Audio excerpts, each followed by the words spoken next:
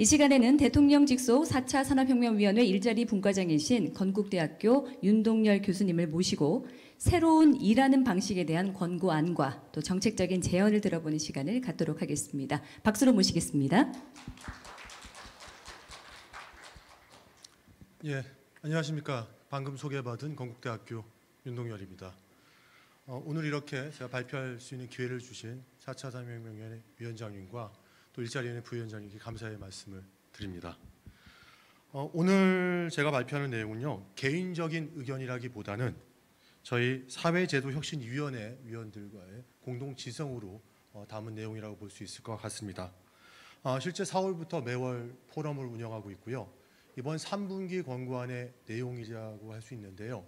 이 내용은 일하는 방식의 변화로 인해서 실질적으로 우리가 대비해야 될 여러 가지 대응 방향에 대해서 한번 권고안으로 작성을 해보았습니다. 자연스럽게 좀 말씀을 드릴 수 있도록 하겠습니다. 테이블 오브 컨텐츠를 살펴보시면요, 제가 4가지 정도의 그런 순서대로 이 주제를 다룰 수 있도록 할 것인데요. 일단은 이 일하는 방식의 변화에 대한 실제 문제 의식에 대한 이슈에 대해서 말씀을 드릴 예정이고요. 그 위에 이 변화 전망, 국내 전망만이 아니라 글로벌의 전환에 대한 전망까지 말씀을 드리고요. 또 우리의 지금 현재 현황은 어떠한지, 또 사회제도 개선위원회, 4차 혁명위원회 사회제도 개선위원회에서 발표하는 정책 재원과 그리고 권고 원칙에 대해서 설명을 드릴 수 있도록 하겠습니다. 사실 문제의식의 시작점은 3가지 정도라고 볼 수가 있습니다. 이 4차 산업혁명의 진전과 기술 발전으로 인해서 기존에 있었던 계층적인 구조에서 네트워크 구조로 지금 변화하고 있다고 볼 수 있습니다. 이러다 보니까 통제라든지 관리 중심의 조직에서 실질적으로 자율성이라든지 협업을 중요시하는 그러한 성과 중심의 업무가 기업에서는 강조되고 있다는 것을 볼 수 있죠.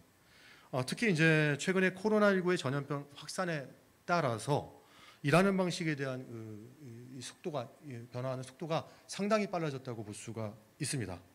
특히 사람 간의 접촉으로만 이루어졌던 이와 같은 정보의 전달이 온라인이라든지 가상 공간을 통해서 이루어지고 있고요. 또 특히 디지털화된 정보 및 인공지능에 대한 정보 처리 응용성이 점점 강화가 되고 있습니다.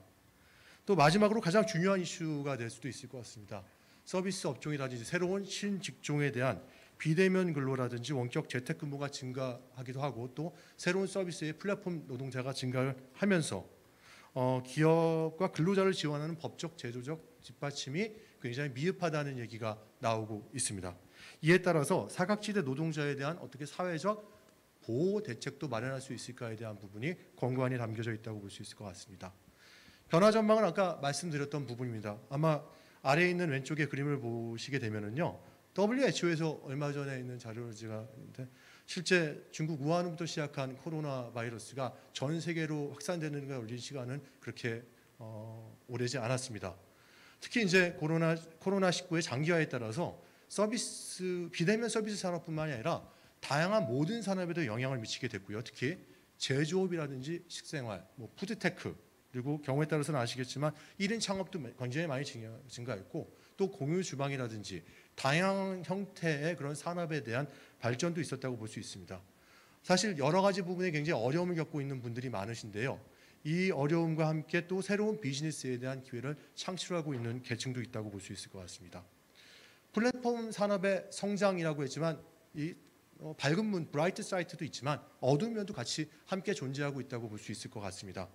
특히 산업의 모든 영역에 따라서 디지털화, 스마트화, 자동화하는 진전이 되고 있는데, 이와 같은 스마트 워크 시스템을 어떻게 구현할지에 대한 부분, 또 글로벌 밸류 체인이 변화하고 있는데 이 밸류 체인에 대한 부분들을 어떻게 우리가 실제로 지원할 수 있을까에 대한 부분, 또 미디어 마켓의 온라인에 따라서 디지털 풀필먼트에 대한 시스템을 어떻게 안착할 수 있을까. 용어가 좀 어렵다 볼 수 있는데 디지털 풀필먼트는요, 여러분들이 간단하게 생각하시면 됩니다. 만약에 대형 마켓이 될 수도 있고 중소 마켓에 갔을 때 그 키오스크를 이용해서 주문을 하면 그 주문한 그 여러 가지 상품들이 2시간 이내에 여러분 집 앞에 도착하는 그런 부분이 디지털 풀필먼트라고 보시면 될 것 같고요. 또 비대면 역량을 강화하기 위한 다양한 산업에서 챗봇을 사용하고 있는데 이미 사용이 다 되고 있습니다. 특히 이제 저도 대학에서 강의를 하고 있지만 대학의 소통 채널 같은 경우 더욱더 활발해지고 있고요. 저도 지금 너무 힘든 상황입니다. 사실은 비대면 교육을 하다 보니까요. 줌으로도 디스커션을 하지만 온라인 강의도 하고 이와 같은 소통이 더 강화되는 그런 부분들이 있고요. 또 온라인 유통에 관련된 발주 시스템도 많이. 예전에 금융을 관련돼 갖고 우리가 적금이라든지 대출 한도를 조회하거나 대출을 받기 위해서 직접 가야 됐지만 핸드폰 하나로 가능합니다. 또한 최근 들어서 병원에 대한 그 진료 같은 경우도 특히 그 예약 접수 같은 경우는 다 이와 같은 뭐 셀폰이라든지 그런 온라인 시스템을 갖고 받고 있습니다. 제일 중요한 이슈는 아무래도 여기 나와 있는 많은 사진들을 보실 수 있을 것 같습니다. 굉장히 편안해 보이지만요, 이게 또 다른 스트레스로도 작용할 수 있다는 것이죠. 그래서 실제 ICT를 이용한 그 사람 간의 이동거리 개념은 소멸이 됐지만 그 다른 형태의 사실 여러 가지 이제 거리의 개념이 포함이 될 수 있었고요. 또 근무 공간이라든지 이런 부분이 다변화되고 또 근무 시간의 유연화에 따라서 인사관리 체계 자체가 지금 변화하고 있다고 볼 수 있을 것입니다. 수치적 체계로 될 수가 없고요. 수평적 체계와 어떻게 융합돼서 네트워크로 협업하는 체계가 확산이 될 수가 중요한 이슈가 될 수가 있습니다. 특히 코로나19에 대응하는 인력 관리 방법이 대기업 같은 경우는 체계적으로 계획할 수 있고 또 실질적으로 대응할 수 있는 그런 체계들이 있지만 중소기업은 상당히 어려움을 겪고 있습니다. 여러 가지 지원할 수 있는 체계도 굉장히 부족할 수밖에 없는 상황들이 있고요. 여러 가지 그냥 변화 전망에 대해서 얘기드리면 이미 비대면 중심으로 면접에서 차용하는 경우들이 많이 있었고 또 도리어 이와 같은 채용 인원이 줄어들다 보니까 인력부로 하지만 경력직 수시 채용도 굉장히 증가하고 있다고 볼 수 있습니다. 당연히 직무 적성 검사라든지 공채 면접이라든지 인적성 검사 같은 경우는 온라인으로 사용한 화상 면접이라든지 AI 활용 면접도 도입되고 있다고 볼 수 있습니다. 중요한 것 중에 하나는요. 이와 같이 근무를 하게 되면 원격지 나중에도 제가 말씀을 다시 차후에 드리겠지만 근무 장소와 실제로 평가하는 그 평가자가 위치하고 있는 장소가 다르다 보니까 이와 같은 업무에 대한 기여도라든지 협업에 대한 측정이라든지 성과 평가가 상당히 어려워지고 있다는 것이죠. 이 부분에 대한 그 보상 절차의 공식화라든지 형평성이라든지 공정성에 대한 지원을 어떻게 할 것인가에 대한 부분들이 큰 이슈가 될 수 있습니다.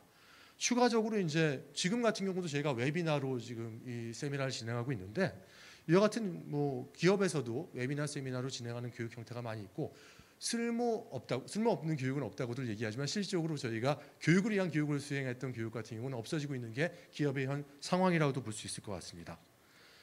제일 중요한 것은 지금 국민들이 체감하고 있는 시민들이 체감하고 있는 일자리 감소가 가속화되고 있다는 측면도 하나의 부분들이 있습니다. 왜냐하면은 사회적 변화로 인해서 이와 같은 일자리를 잃고 있는 계층 자체가 취약계층이고 특히 저숙련 근로자들이라는 것이 문제가 될 수 있다는 것이죠. 기업들은 코로나19로 인해서 전반적인 채용 규모를 줄일 것으로 예상되는 게 아니라 줄이고 있습니다. 그리고 이와 같은 효과는 전문직보다는 실제 취약계층에 영향을 더 많이 미치고 있다는 것이죠. 우리의 현황에 대해서 간단하게 설명을 드리면요. 말씀드렸던 것처럼 디지털 혁신과 비대면 산업의 중요성이 부각되고 있는데 오른쪽에 표를 보시게 되면 나와 있듯이 코로나19 이전과 이후에 그 원격 근무 시행 정도의 수준을 보게 되면 완전히 다를 거예요. 특히 대기업 같은 경우는 50% 가까이가 원격 근무를 시행하고 있는 부분들이 나오고 있고 최근엔 더 증가하고 있는 추세가 있고요. 또 중소기업 같은 경우는 사실 수동적인 반응을 할 수밖에 없습니다. 여러 가지 인프라라든지 그런 여력이 되지 않으니까 이런 부분이 나오는데 이런 부분들을 어떻게 지원할 수 있을까에 대한 부분들이 저희 공고원에 담겨 있다고 볼 수 있을 것 같습니다. 변화에 대한 낮은 인식 수준에 대한 부분도 말씀드렸는데요. 실제 기업에 대한 현상을 조사한 결과를 보면은요, 코로나19 전후에 원격 근무를 실질적으로 하고 있는데 이 대면 보고라는 것이 43% 정도 감소가 됐고 정례 회의, 출장 외고는 93% 정도까지도 감소했다는 지금 얘기가 있습니다. 특히 회식 자리 같은 경우는 지금 저희가 만나지 못하고 있는 부분들이 있으니까 전반적으로 많은 변화를 야기하고 있다고 볼 수 있을 것 같습니다.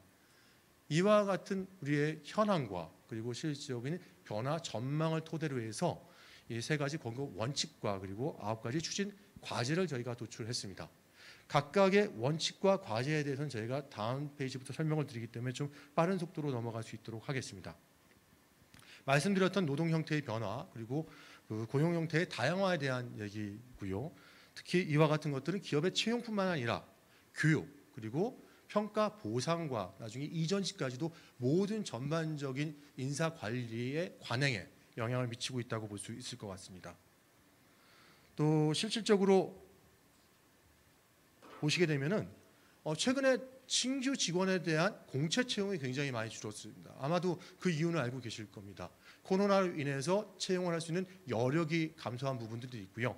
이미 경력직으로 경험이 있는 사람들을 활용함으로 인해서 기업의 효율성을 높이려고 하고 있는 부분들이 있는데, 문제점은 청년 채용에 대한 심각성이 부각되면서 실제 일자리에 대한 IMF 이후로 최악인 상태까지 좀 다다르고 있다고 볼 수 있을 것 같습니다.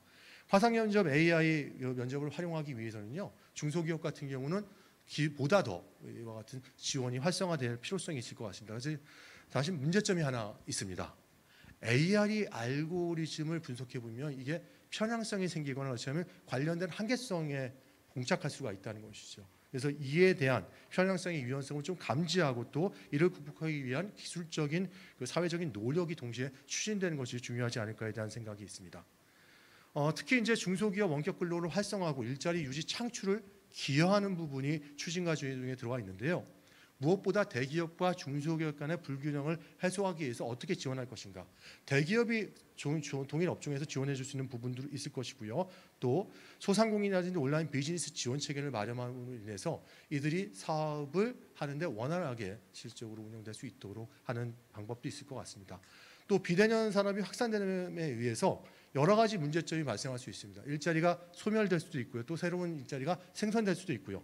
직무 숙련도에 이런 텀이라든지 간격이 굉장히 짧아질 수가 있는 부분들이 있습니다. 이에 대한 것들에 대한 영향을 좀 분석하고 예측하는 노력도 필요하다고 할 수 있을 것 같습니다. 직업훈련 체계에 대한 개편이라든지 지속적인 일자리 창출에 대한 부분들은 제가 강조하지 않아도 다 알고 있는 부분이라고 말씀을 드릴 수 있을 것 같습니다. 특히 국내 기업 같은 경우는요, 75%가 코로나19에 대해서 유연근무제를 활용하고 있다고 합니다. 특히 재택근무라든지 원격근무제 같은 경우가 저도 지금 대학에서 몸담고 있지만 실질적으로 지난 1학기 동안 제가 저희 같은 교수인데 만나지 못한 교수들도 있습니다. 저는 이제 집에서 이렇게 여러 가지 일들을 수행하기 힘들기 때문에 제 온라인 플랫폼이라든지 이런 것들을 제 학교 연구실에다가 이렇게 다 설치를 했습니다. 그래서 방송 강의를 하고 줌을 하고 그렇게 하고 있는데, 어떤 교수님들은요, 학교에 나오지 않고 집에다가 이와 같은 온라인 플랫폼을 주고 학생들과 소통하는 부분들도 강화하고 있는 분들도 보이고 있었습니다. 근데 기업이라는 입장에서는 더 그렇지 않을까 생각이 들었고요. 시차 출근제를 통해서 실제 간염을 좀 줄일 수 있는, 낮출 수 있는 방법에 대한 것도 고려하고 있고, 탄력적 시간 근로제라든지 선택제 근로제 같은 경우도 저희가 도입하고 있는 것으로 알고 있습니다.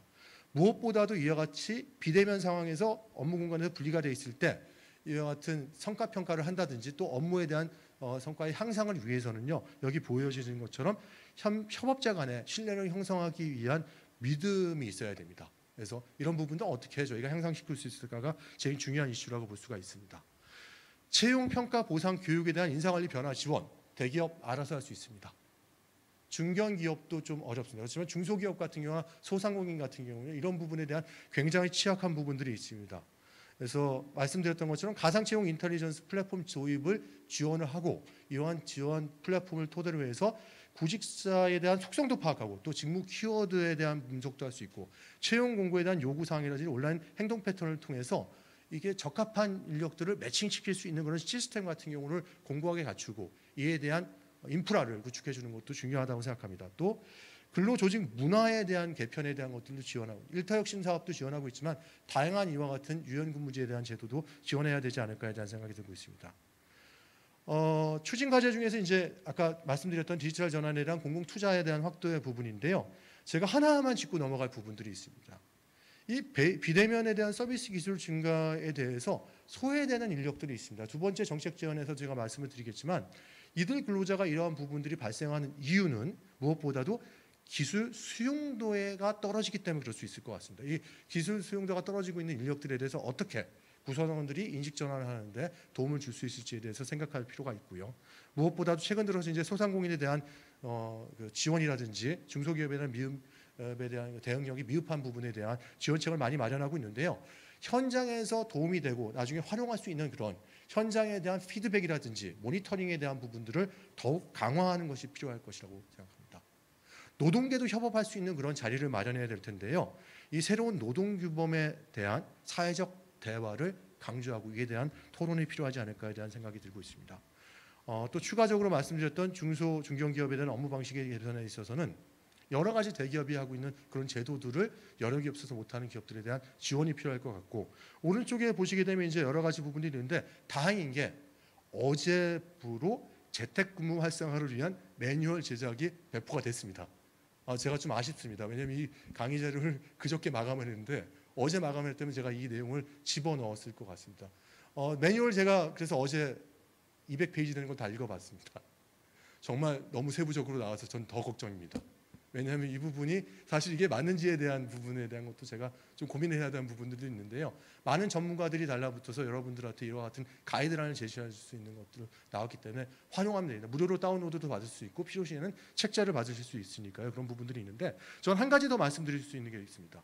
재택근무가 불가능한 경우 많습니다. 제가 학생들을 가르칠 때 전공 필수 과목이라도 80년 이상이 넘은 경우가 있는데, 본인이 집에서 이와 같은 경우들을 할 수 없는 학생들이 학습권을 보장받을 수 없는 경우가 있다 보니까 카페를 간다든지 그렇다면 다양한 이 공개 장소에서 수업을 받을 수밖에 없는 친구들이 있습니다. 그런 분들 근무처도 마찬가지겠지만 실질적으로 이제 재택근무가 불가한 경우에는 주거 지역에 있는 분산형 공용 오피스를 제공하는 방법도 좀 고민해야 되지 않을까에 대한 필요성도 좀 고민해봤습니다. 정부에 하나만 더 건의를 한다면은요, 고용센터 및 일자리센터에서 이와 같은 애로사항들을 실질적으로 받아들이고 이와 같은 지원을 할 수 있는 그런 체계도 마련되는 것이 필요하지 않을까의 생각이 들었습니다. 쟁점체험2 같은 경우는요, 취약계층에 대한 단기 일자리 감소에 대해서는 아까도 강조를 드렸었는데요. 무엇보다도 정보 활용 능력에 대한 차이와 그리고 취약계층에 대한 시장 이탈이 굉장히 급속화되고 있는 문제점이 있다는 것입니다. 특히 이제 키오스코가 하나가 도입되면은요, 1.5명에서 3명, 많게는 5명의 인건비까지 절약할 수 있는 부분이 되다 보니까 기업에서는 실질적으로 사람을 활용하는 것이 좋은 거라고 일자리 창출인 걸 알면에도 불구하고 이렇게 활용함으로 인해서 취약계층 일자리가 줄어드는 것들이 있습니다. 이 부분에 대한 것들이 또 서비스 노동 로봇 시장 같은 경우는 매년 30% 이상 증가하고 있다는 부분들이 좀 있습니다.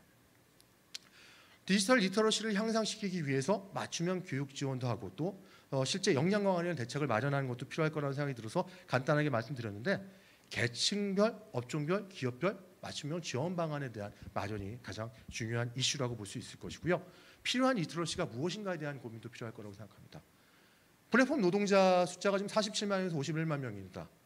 미국 같은 경우는 한 160만 명 정도 수준인데요. 1.6% 정도 됩니다. 1.1%라고 되어 있는데 그 정도 수준이 되고요. 스페인이 12%, 핀란드는 5% 정도 되는데요. 실제 이와 같은 플랫폼 노동자가 진짜 늘어나고 있는데, 이런 노동자들의 대부분이 청년이라든지 실제로 우리가 흔히 얘기하고 있는 취약계층이라고 볼 수 있습니다. 이에 대한 것들에 대한 대책도 필요할 거라고 되고요. 정부에서도 이에 대한 대책으로 정부민 고용 안전망 구축 계획을 수립하고, 사실 여러 가지 문제점은 있는데 나중에 토론 때 말씀드릴 부분이 있어서 제가 넘어갈 수 있도록 하겠습니다. 특히 지속적인 학습 기회를 제공함으로 인해서 근로자에 대한 사업체 이전직을 지원할 수도 있겠고, 또 경우에 따라서 직무 전환이나 디지털 역량을 강화하는 것도 중요한 이슈라고 볼 수가 있습니다. 마지막 제언인데요, 가장 어려운 부분이었습니다. 고용 없는 성장에 대한 우려가 있습니다. 특히 기업들은 고용 창출 능력이 굉장히 하락되고 있습니다. 두 가지를 강조하고 싶습니다. 이 정책 제안에서는 생산성 하락 없이 어떻게 비대면 근로가 가능할수록 기업의 혁신을 지원할 것인가. 두 번째, 불안전한 고용 렌탈을 지는 노동자들에 위해서 어떻게 법적 대조적인 그 대책을 마련할 수 있을까에 대한 부분이라고 볼 수 있습니다. 특히 이제 노동시장에 대한 니즈에 맞춘 인력 공급이나 유용성 확보가 좀 미비한 측면이 있기 때문에 이 부분에 대한 것들을 사회적 대화를 통해서 해결해야 될 부분들이 있을 거라는 생각이 들고 있고요. 또 특히 스마트 공장이나 일터 혁신에 대한 통합적인 접근법을 통해서 중장기적으로 어떻게 이와 같은 사업 계획을 세우고 또 실천 방안을 현장에서 우리가 보여줄 수 있을까에 대한 부분도 중요한 힌트라고 할 수 있을 것 같습니다. 이를 위해서는 노사협력이 기반이 돼야 될 것이고요. 또 일터 혁신의 우수 사례를 개발하고 전파할 수 있는 그런 시스템이 갖춰져야 될 것이고, 노사정에 대한 공동 연구는 물론이고 또 사람 중심의 스마트 공장에 대한 확산에 대한 시범 사업도 더 강화시키는 것도 중요할 거라고 생각이 들고 있습니다. 민관 주도의 인력 양성 굉장히 중요하고요. 특히 이제 인력 관리의 유용성도 확보하면서도 어떻게 노동자의 건강권과 그리고 노사 자율성을 보장할 수 있을까에 대한 이슈도 우리가 반드시 다뤄야 될 그런 주제라고 볼 수 있을 것 같습니다. 좀 내용이 많아서 제가 이제 마지막 장을 정리하면서 말씀드리려고 하는데요. 노동시장의 법적 보호 한계를 극복하면서 어떻게 위험에 노출되어 있는 플랫폼 노동자를 보호할 수 있을까가 가장 큰 이슈가 될 것 같습니다. 그래서 실제 특고 노동자 중에 210만 명 중에서 산재 가입 인원은 4%에 불과합니다. 이들을 위해서 어떻게 노동자의 다양성을 고려한 그런 그 노동법의 보호 방식의 차등화를 우리가 기여할 것인가에 대한 부분이 필요하고요. 노동자 참여를 확대하면서 기업에도 유연성을 제공할 수 있을까에 대한 이슈도 중요할 거라고 봅니다. 특히 사이버 보안 대책, 재택근무도 늘어나고 온라인 서비스도 증가하면서 팬데믹에 대한 감염병 인포데믹 이슈도 있고요. 또 사이버 보안 대책도 어떻게 마련할 것인가에도 함께 말씀을 나눠야 되지 않을까 생각됩니다. 약간 좀 시간이 지났는데요. 이렇게 경청해 주셔서 감사드리고 좀 더 토론에서 만날 수 있도록 하겠습니다. 감사합니다.